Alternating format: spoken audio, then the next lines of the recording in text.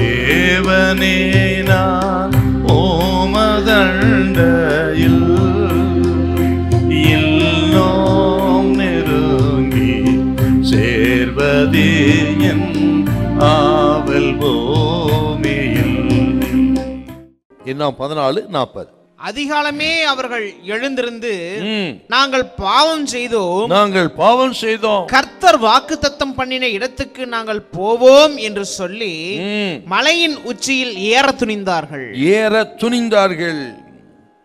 நாங்கள் பாவம் செய்தோம்னு சொன்னாங்களே தவிர நாங்கள் போவோம் என்று அவர்கள் ஏறி அந்த கானான் தேசத்துக்குள்ள போவதற்கு துணிந்தார்கள்.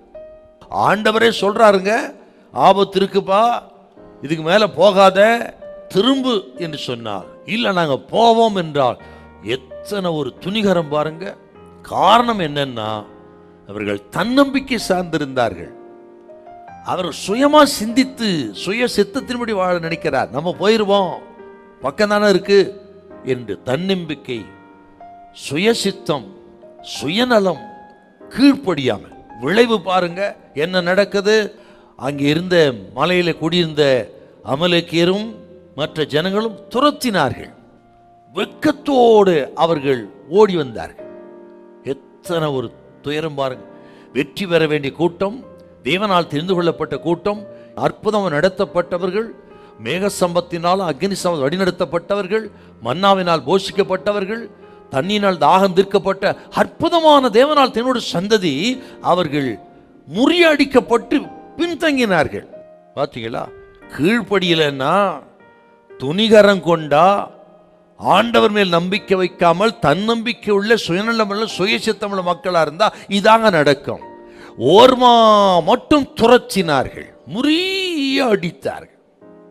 எத்தனையோ விசை சத்துருக்களினால் துரத்தப்பட்டிருக்கிறோம், முறியடிக்கப்பட்டிருக்கிறோம், வெட்கப்படுத்தப்பட்டிருக்கிறோம், நிந்தையோடு அவமானத்தோடு தலைகுனிந்து வாழ்ந்திருக்கிறோம். காரணம் கீழ்ப்படியாமை, துணிகரங்க. எதுக்கு கசப்பான அனுபவங்கள், இந்த தோல்வி இதெல்லாம் ஏன் நடக்குதுன்னா, இதில் சில பாடங்களை கற்றுக்கொண்டு இப்படி செய்யக்கூடாது என்பதுக்கு ஒரு பயிற்சி. இதெல்லாம் அதாங்க காதேஸ் பர்னேயா.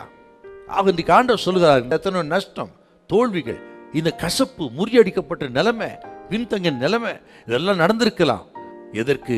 இந்த தவறை செய்யாதவர் திருத்தி கொண்டு நாம் முன்னேறுவதற்கு இது ஒரு வாய்ப்பாக நாம் கருத வேண்டும். ஆண்டவர் இயேசு நம்மோடு கூட இல்லாவிட்டால் ஒன்றும் பண்ண முடியாது.